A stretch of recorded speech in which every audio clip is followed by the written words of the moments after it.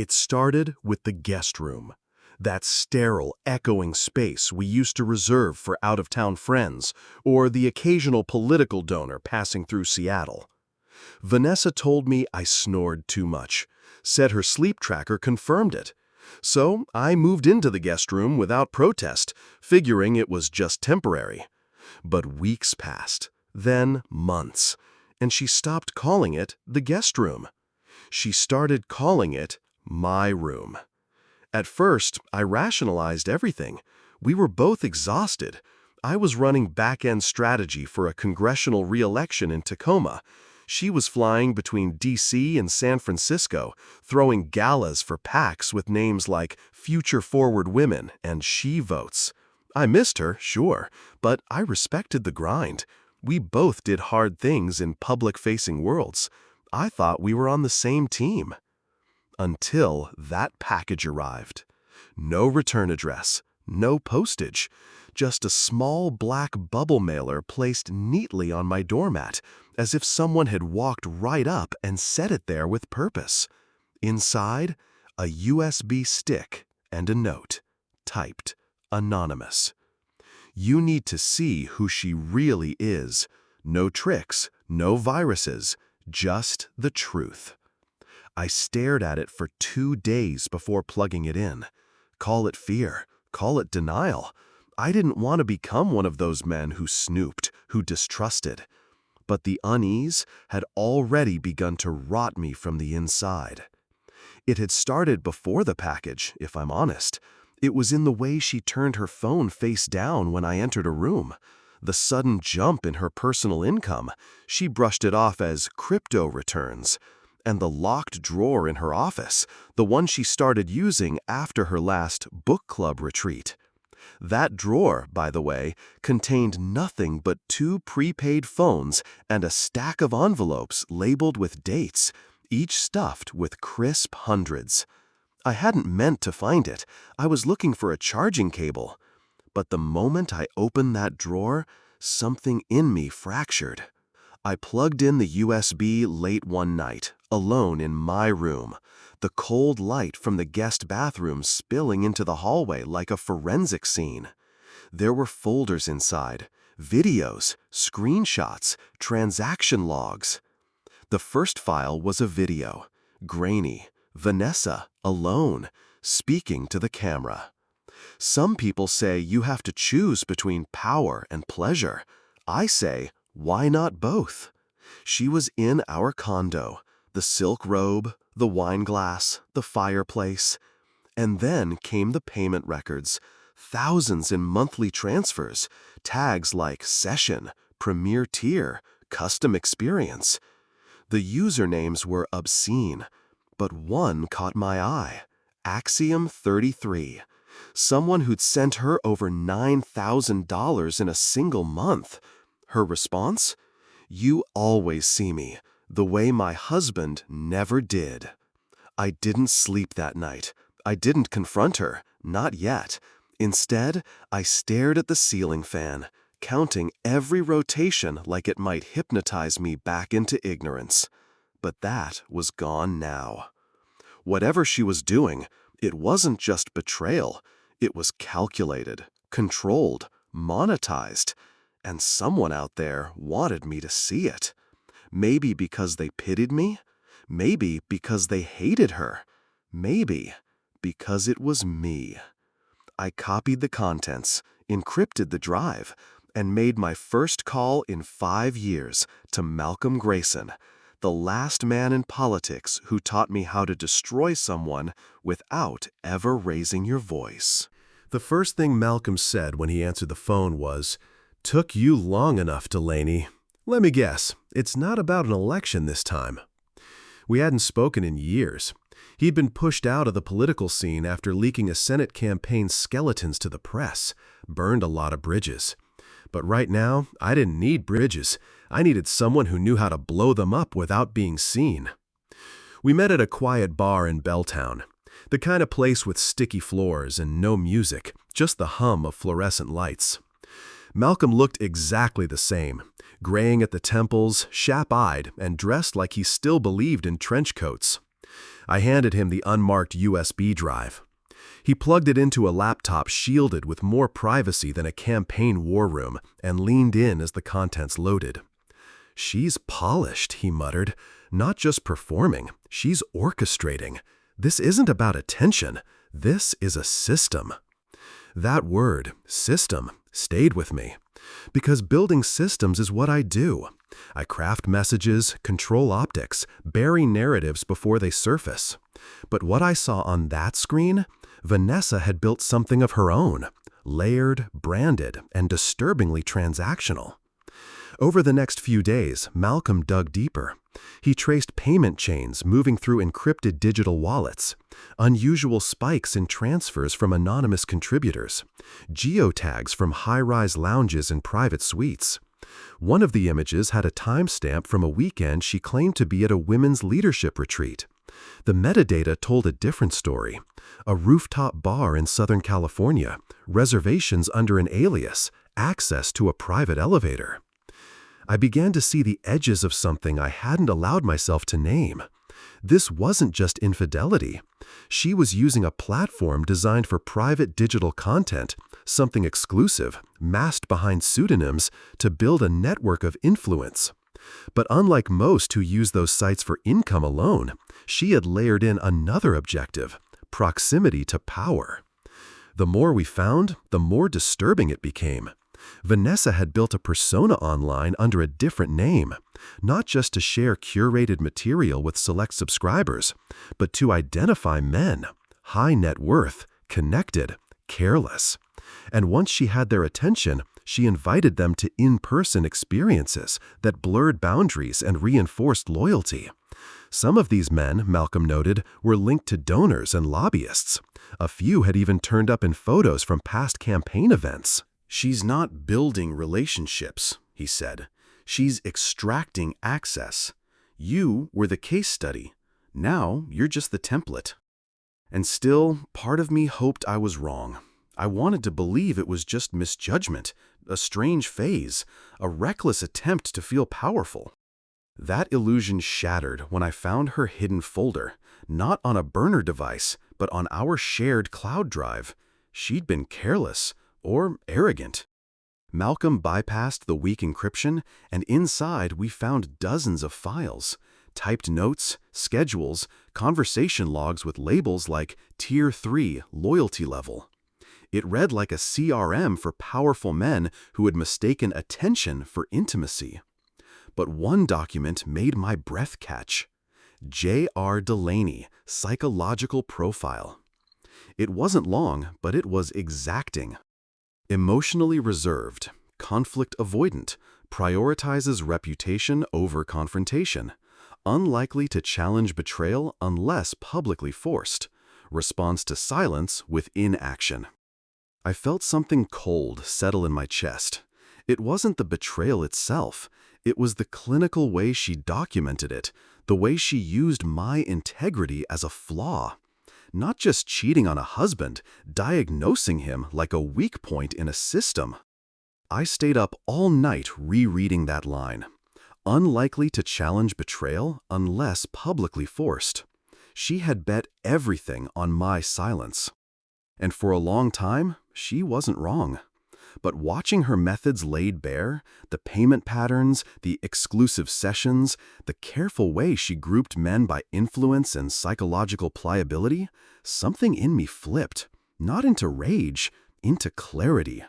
She hadn't just betrayed me emotionally, she'd weaponized everything I once admired about her, her confidence, her ability to read people, her knack for manipulation.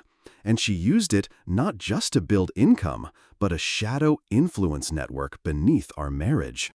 "She's trading in secrets," I told Malcolm. "Let's give her one she doesn't see coming." He nodded. The best scandals aren't shouted, they're leaked. We started quietly, whisper campaigns to her biggest rivals. Selective drops to journalists known for their discretion, but who never missed a good scandal. Hints about her back-channel connections, about donor manipulation. Nothing traceable, just enough smoke to make the fire believable. I didn't want to destroy her overnight. I wanted to slowly sever every rope she'd climbed until the only thing left holding her up was the illusion. What would you do when someone uses your loyalty as a weakness? Would you protect your image or burn theirs in silence? It happened on a Thursday night. Vanessa had just finished moderating a virtual panel, something about authenticity in women's leadership. I heard the familiar cadence of her closing remarks echoing down the hallway as I waited in the kitchen, the lights low. A single glass of wine sat on the counter, already poured. I didn't touch it. She walked in, composed, almost theatrical. The silk robe, the still sharp lipstick. Even her posture had become part of her brand. "You're up," she said, brushing past me. "I thought we could talk." She sighed softly and reached for the wine glass. Her fingers wrapped around the stem with calculated poise. "About what, James? You've been brooding for weeks. If something's wrong, just say it, or keep pretending it isn't." I slid a folder across the counter. She didn't blink, opened it. Page after page of screenshots, digital payment logs, clipped session transcripts, and at the end, an excerpt from her own document. Tier 3, Influence Funnel. The silence that followed was long enough for the ice in her glass to crack. She looked at me, not surprised, not panicked, and said with surgical coldness, "You think that scares me? You're still too decent to use any of it." That was the moment. Not the contents of the folder, not even the betrayal. It was her certainty that I was too soft, too moral, too silent to act. I picked the folder back up. No anger, just precision. "You're right, I'm not going to use it the way you think." A flicker in her expression, not fear, just the faintest calculation stalling. "Then what do you want, James? An apology? A statement? You want me to burn my reputation for what? Sleeping in the guest room?" Her voice was low, deliberate. She still thought she was dictating the terms. "You built something impressive," I said. "Strategic, elegant, but you forgot one thing." "What?" "You built it in my shadow." I left her standing there, stunned, just long enough for the silence to register as something unfamiliar, consequence. Malcolm was waiting in the car. He handed me a sealed envelope, a printout of an email we'd sent earlier that day to a rival campaign's legal team. Attached, carefully redacted donor activity, travel overlaps, anonymized financial irregularities. "She'll blame the system," Malcolm said. "Spin it as a witch hunt, gendered scrutiny, the works." "She's welcome to," I replied, "but she can't erase the receipts." The satisfaction wasn't clean. It didn't feel like winning. It felt like clarity. That the man she wrote off in her private dossier, conflict avoidant, predictable, replaceable, no longer existed. Some fights aren't about vengeance. They're about becoming impossible to dismiss. Just as we pulled away from the condo, Malcolm's burner line lit up. One message from the encrypted contact we hadn't heard from in a week, the one who first flagged her draft email folder. "You missed one. Open the folder marked Vault 2. We accessed it remotely. Inside, draft emails clearly never meant to be sent, part of her contingency web. Names tied to current government contracts, affiliation charts, quiet favors, dirt she'd compiled and never used. Then I opened the final draft. Subject line, "If he turns on me, leak this." Attached was a short audio file. I clicked play. It was me, my voice, from over 5 years ago, back when I still believed in political loyalty. A strategy dinner in D.C., drinks flowing, my voice confident and naive. "Yeah, we bury the subcontractor angle for now. Let him run with clean optics. If he wins, we smooth it over." Taken alone, it wasn't illegal, but it wasn't clean. And out of context, it would raise enough questions to stain everything I'd built. "She kept insurance," Malcolm said, almost admiring. But it was what followed that hit harder. At the end of the clip, her voice, calm, rehearsed, overlapped with mine. She'd spliced in a voicemail, one I'd left her years ago during our first real campaign fight. "I trust you. No matter what happens, I trust you." And she labeled the file, "Trust Leverage, Final Fallback." No anger, no panic, just a cold realization. She had been documenting not just my flaws, but my faith. When someone weaponizes your loyalty, not just your flaws, how do you reclaim your strength without becoming them? There's a particular kind of silence that settles after betrayal. Not peace, not rage, just a sharp stillness. A vacuum where trust used to live. I sat in my parked car for nearly an hour that night, the hum of the engine soft beneath the rain tapping against the windshield. From where I was, I could see the condo lights, hers, glowing steady, cold, curated, a stage set with no audience. I thought I'd feel triumphant. I didn't. I felt unmade. Not because she fooled me, but because she planned for me to wake up. Because somewhere in her logic tree of outcomes, this version of me had been accounted for.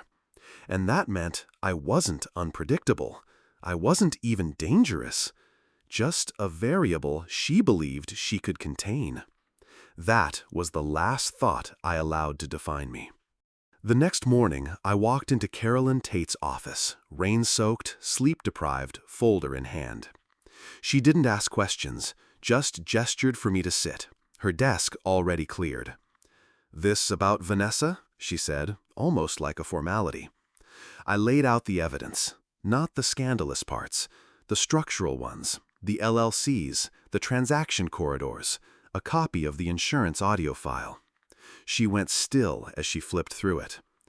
"She's playing a long game," Carolyn said, but she got careless. I didn't speak, just reached for the pen when she slid over the first document, temporary legal separation. "Are you ready for this?" she asked. I hesitated, not because I doubted, but because the pen felt heavier than it should have. My hand hovered over the line. It wasn't just ink. It was acknowledgement of what she'd done, of who I had become. I signed. The sound was quiet, final. Carolyn immediately activated asset protection protocols, removed my name from joint business holdings, flagged 3 financial transfers that could trigger campaign finance scrutiny, locked down any shared credit access. No drama, just precision. The same day, I met Malcolm in the back corner of a public library, away from surveillance and associations. He opened his laptop. On the screen, her media schedule. Travel itineraries, a PR draft pre-written to combat unsubstantiated smears. "She's already preparing her spin," he said. "We starve her of oxygen, take the narrative away before she can light it." "She's got a backup voice file," I said. "That won't land the way she thinks it will. You're not the man she recorded anymore." That stuck with me. I wasn't. The next 48 hours were a silent, surgical offensive. Carolyn sent discreet notifications to campaign lawyers, separating my name from any vendor transactions Vanessa had touched. Malcolm released 3 quiet tips to investigative reporters, nothing that pointed at her directly, just enough to stir interest. But just as I was beginning to regain control, the archivist resurfaced. An encrypted message, no greeting, just, "Check her March 3rd panel appearance, timestamp 4212. I found the archived video, one of her high-profile streams from LA. She sat on stage, posed, flanked by other fundraisers, discussing power and integrity in political storytelling. At timestamp 4212, she reached for her glass, laughing at a moderator's question. And I saw it. The bracelet. Not hers. Mine. Identical on the outside, but engraved inside with a message I'd written for myself, not her. Silence is not surrender. She wore it publicly, smiled with it on camera, not as a mistake, but as a message, for me. She hadn't just cataloged my loyalty. She claimed it, branded it, used it to frame herself as the voice of dignified resilience, while hollowing out mine. She didn't need to go public. She was already wearing my legacy. But now, I wasn't going to stay quiet. She never saw it coming. Not the leaks to rival campaigns, not the quiet calls from federal compliance auditors asking about donor funnels and undeclared consulting services, not the sponsors pulling out from her upcoming panel for scheduling reasons. It didn't all collapse at once. That would have been merciful. Instead, her ascent slowed, then trembled, then cracked. The headline that broke it wide open didn't mention her name directly, but it didn't have to. Enough breadcrumbs, a few anonymous confirmations, and one well-placed source citing conflicts of interest between personal engagements and donor strategy. By the time she tried to get ahead of it, the narrative was no longer hers to control. I never spoke publicly, never posted, never accused. But in the silence, people began to wonder why I hadn't defended her. And in our world, that was enough. The legal side wrapped faster than I expected. Carolyn moved with precision, filing under irreconcilable differences, protecting all assets I hadn't already withdrawn. Thanks to prearranged separation steps, the financial division was surgical. She tried to negotiate terms behind closed doors, hinted at going public with stories if I didn't play fair. I let my lawyer handle the rest. In the end, she kept the downtown condo. I didn't want it. Every corner of that place felt like a performance. I moved to Bainbridge, quiet, wooded, removed from all of it, rented a modest house near the ferry, and left the war behind me. But I didn't vanish. Instead, I started building something I hadn't in years, something for myself. I opened a boutique strategy consultancy. No campaigns, just people who wanted to rebuild. Nonprofits, whistleblowers, community organizers, people who didn't need a perfect image, just a real one. Every client I took, I vetted personally. And every morning, I ran the coastline trail. No music, no distractions. Just wind, pine, and the rhythm of my own breath finally sounding like it belonged to me. There were moments, of course, where the weight still returned, in dreams, in flashes of memory. But I learned something in the wreckage. Dignity isn't just refusing to be pulled into darkness. It's choosing not to let someone else write your ending. I didn't expose Vanessa to destroy her. I let her destroy herself by simply removing the shield of my silence. Her final move never came. The draft she'd written, the leverage she held, it was a bluff. She knew it, I knew it. Because once I showed I was willing to lose more than my image, she lost control of hers. Sometimes justice doesn't look like revenge. It looks like distance, like not needing to look back. I still have the bracelet, the one she wore, the one that was mine. I keep it in a drawer, not out of sentiment, but as a reminder of the man I was and the one I finally became. She never did teach me how to be a man, but thanks to her, I finally remembered. When is silence more powerful than confrontation? And how do you know the difference? Share your own story or thoughts in the comments below.